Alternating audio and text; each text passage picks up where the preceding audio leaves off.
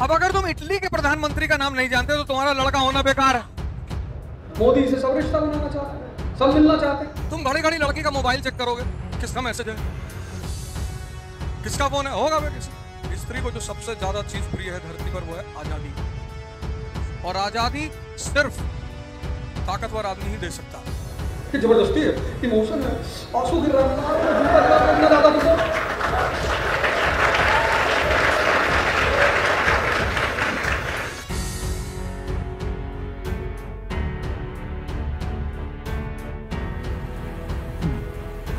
जय हिंद फ्रेंड्स।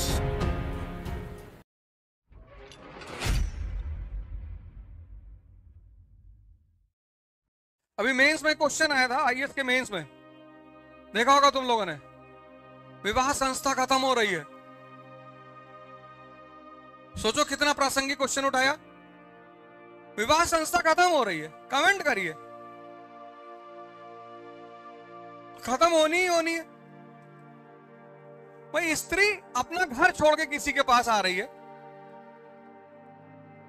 तो जब तुम अपना घर छोड़ोगे तो किसी ताकत के सहारे पे तो छोड़ोगे, और जिस ताकत के सहारे तुमने छोड़ा, रात में गोली चली, वो बिस्तर के नीचे चला गया, तुमसे कह रहा दरवाजा खोल के देखो, दरवाजा खोल के देखो कौन है।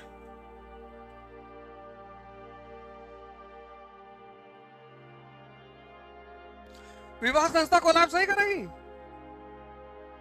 तुम घड़ी घड़ी लड़की का मोबाइल चेक करोगे, किसका मैसेज है, किसका फोन है, होगा वे किसी। एक बार तुमने उसको मिस कॉल की, उसने नहीं उठाया, तुमने 400 मिस कॉल मार दी।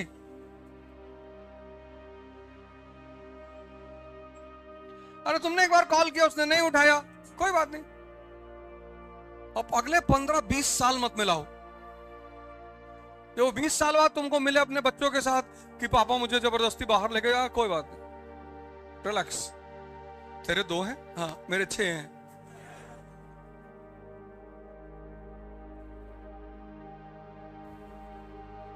भाई पार्वती जी से कोई शंकर जी को छुड़वा ले, ताकत है, शक्ति ही तो है। जहर पी गए। यहां आज का लड़का 1 गिलास दूध पी जाए, डायरिया हो गया, कह रहे जी वो दूध हजम नहीं होता, तब काहे जिंदा हो।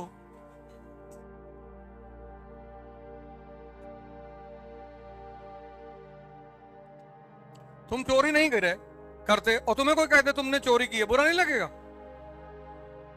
स्त्री को जो सबसे ज्यादा चीज प्रिय है धरती पर वो है आजादी,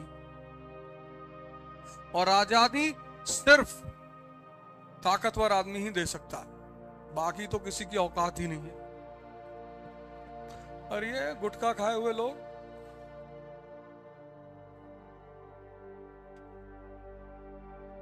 बादाम का साबुन लगा रहे, बादाम का शैम्पू लगा रहे, बादाम का तेल लगा रहे, खा रहे हैं गुटखा।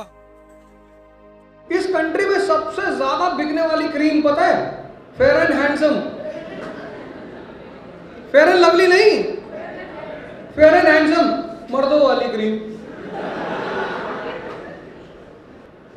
मैंने जब उसका डाटा देखा कि भारत की सबसे ज्यादा बिकने वाली क्रीम फेयर एंड हैंडसम, लड़के ले आ रहे, मैंने कहा चलो ठीक है, लड़कियों की पॉपुलेशन थोड़ा कम है, आज क्रीम लगा रहे हैं, कल फिर लिपस्टिक लगाएंगे, नेल पॉलिश लगाएंगे। अब बाहर की कंपनियां कुछ भी ऐड करती इस कंट्री में, कुछ भी। वो एक डीओ है उनका एक्स, उसका ऐड करती। एक लड़का कॉलेज आया, पहले दिन उससे कोई लड़की बात नहीं कर रही, दूसरे दिन वो डीओ लगा के आ रहा है, परियां गिर रही आसमान से।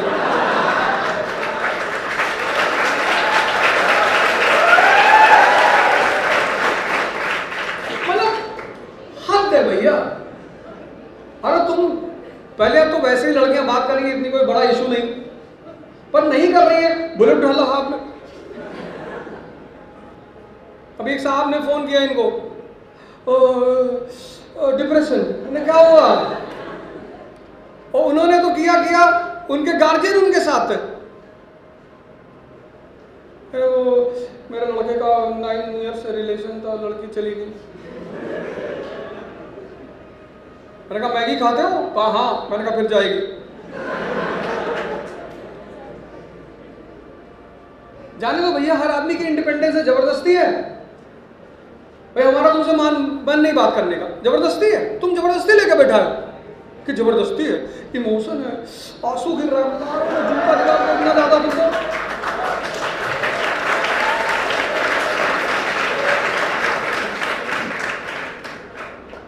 सब देखो मोदी से सब रिश्ता बनाना चाहते हैं, सब मिलना चाहते हैं, तुम इसको देख के समझते नहीं कि पावर मेन चीज है, अचीवमेंट मेन चीज है, तुम उस पर ध्यान ही नहीं देते।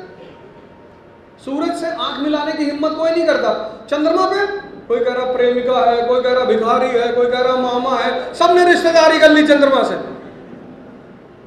रात रात भर बैठ के चंद्रमा देख रहे हैं। किसी से कह रहे हो 1 घंटा बैठ के जरा सूरज को देख ले, तुमको ये सब चीजें देखकर एहसास नहीं होता। फिर आके मुझसे कह रहे हैं सर बहुत बहुत डिप्रेशन हो गया है। जब तुम्हारे शरीर में ताकत ही नहीं है तो डिप्रेशन नहीं होगा। अभी करीब 7-8 दिन पहले मैं वहां पे था, सक्तेशगढ़ महाराज जी के आश्रम में, मिर्जापुर। तो रात में खाना बहुत जबरदस्त बन गया, बाटी चोखा पनीर खीर उर बन गई और दबा दिए सब। अब ये हुआ कि यार इसको हजम करना है, तो एक लड़का है आशुतोष यादव, बॉडी वॉडी बनाया है, तो मैंने उससे कहा आशुतोष, बोला हाँ भैया। हमने कहा सुबह घूमने चलना है, तो पहाड़ियां हैं चारों तरफ वहां मिर्जापुर में, तो कहा हाँ भैया चलेंगे। तो सुबह 5 बजे निकले, तो हमने पूछा जंगली जानवर है इसमें, कहा हाँ भालू आलू है। तो हमने कहा 2 डंडा लाठी निकालो बढ़िया शानदार सी। 3-4 किलोमीटर तक तो कुछ नहीं बोला। जब करीब 8 किलोमीटर हम लोग क्रॉस हो गए तो हमसे पूछा कहां जा रहे हैं। हमने कहा यहां से 10 किलोमीटर एक जगह है राजगढ़, जहां महाराज जी का आश्रम है, वहां से 10 किलोमीटर एक जगह है राजगढ़। हमने कहा वहां चलेंगे, सुबह सुबह चाय पिया जाएगा। कहा राजगढ़? अबे मैंने कहा 10 ही किलोमीटर तो है। अरे कहा मुझे फ्रैक्चर है, यहां बहुत दर्द हो रहा है। मैंने कहा तुझको मैंने इसलिए निकाला था कि तू बॉडी वॉडी बनाए, तेरे ताकत है तेरे अंदर, तू इस क्या कर रहा है। अरे नहीं भैया यहाँ थोड़ा सा फ्रैक्चर, हम अब नहीं चल पाएंगे। मान लो किसी आदमी ने 20 लाख रुपए घड़ी लगा रखी,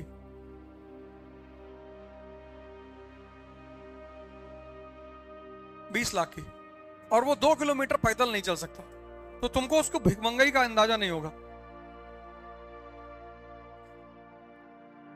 उस 20 लाख की घड़ी लगाने का क्या फायदा जब आदमी 2 किलोमीटर पैदल ना चल पाए।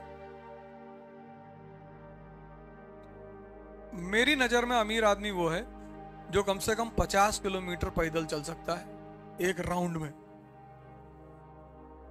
जो कम से कम 50 बार सूर्य नमस्कार कर ले, जो दिन में कम से कम 25-30 राउंड गोली चलाए एयर गन वाली, से बड़ा कॉन्फिडेंस बिल्डअप होता है।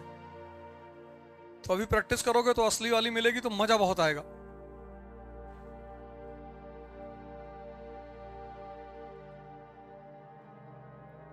इस देश में सिर्फ एक कम्युनिटी है जो अमीर है, 2 शानदार। एक तो पारसी, तो खैर वो तो अलग कम्युनिटी है, वो तो शाही कम्युनिटी है, वो तो जन्नती कम्युनिटी है, उसमें कोई गरीब है ही नहीं। एक तो सिख है, कानपुर में 1984 में दंगा हुआ, लूट लिया उनको, मार दिया, बर्बाद कर दिया। फिर देखो,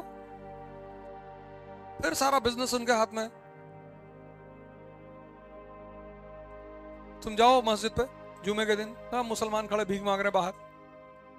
तुम मंगलवार को मंदिर पे चले जाओ, सब हिंदू खड़े होकर भीख मांग रहे हैं। तुम गुरुद्वारे जाओ, दिखाओ कोई सरदार बाहर खड़ा होकर भीख मांग रहा हो।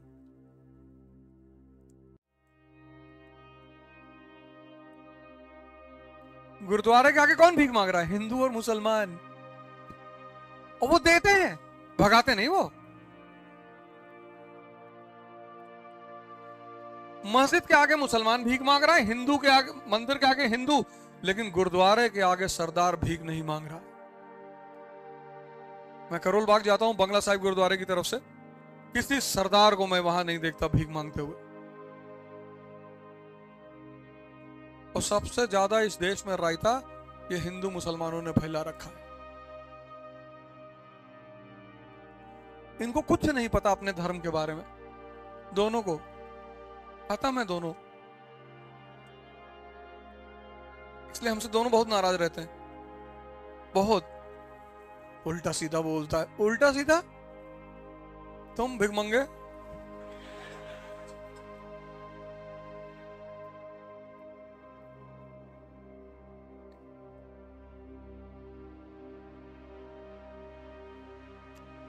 एक जन्नत की चिंता किए बैठा है, वहां परियां रहती, हाँ रहती होंगी।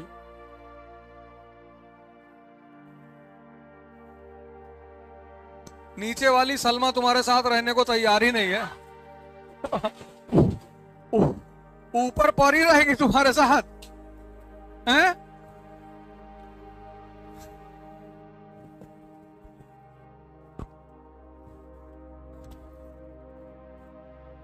ऊपर परी रहेगी। और वही हाल हिंदुओं का है। इनको लगता है कि ऊपर जाएंगे तो मेनका का डांस देखेंगे, तुमसे झाड़ू भी नहीं लगवाएंगे सब स्वर्ग में, इतना मारेंगे ना तुमको।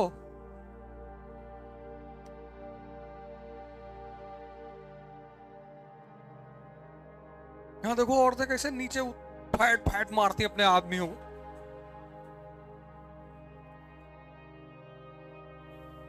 हमारी सोसाइटी में तो कई सारे केस हैं।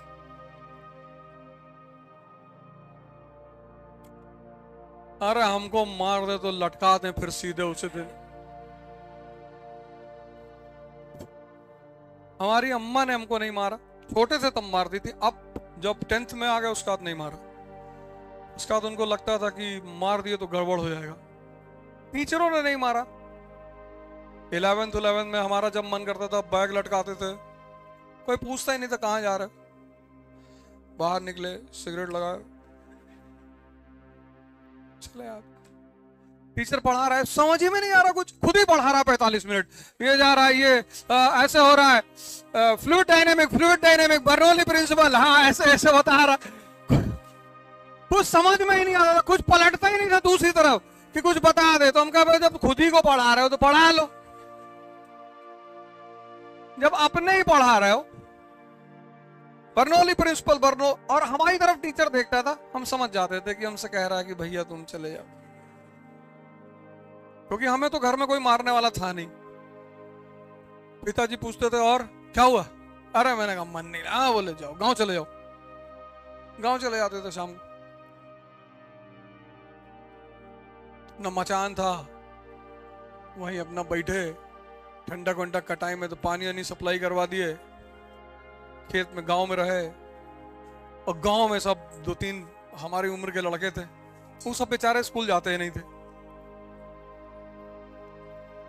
लेकिन जब टीचर अच्छे मिले पढ़ाने वाले, एम्पैथी सर, क्या पढ़ाता था वो आदमी, एच एस उपाध्याय सर।